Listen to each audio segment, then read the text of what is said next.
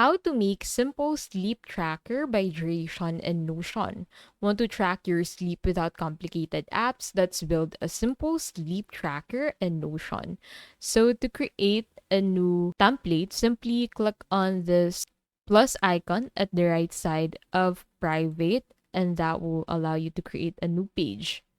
So from here, you can go ahead and ask Notion to create it for you. You can also select from the templates available.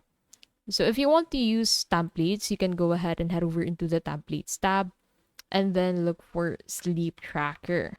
Now on the results, you'd be able to find different sleep tracker designs that you can choose from. So simply select what you prefer to use. So for example, I want to use the sleep tracker. I'll simply select this, and then you can also preview it.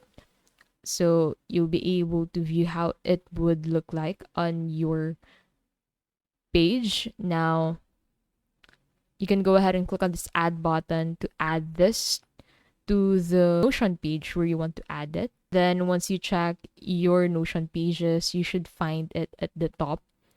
So you can also manually create this by creating a new database in Notion, choose a table view and name it sleep tracker.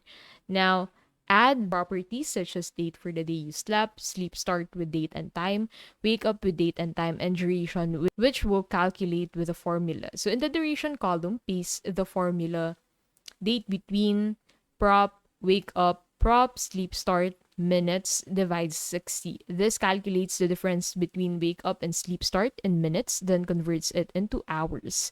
You can add optional columns like mood or notes to jot down sleep quality or dreams. For averages, use a roll up to track weekly or monthly sleep duration.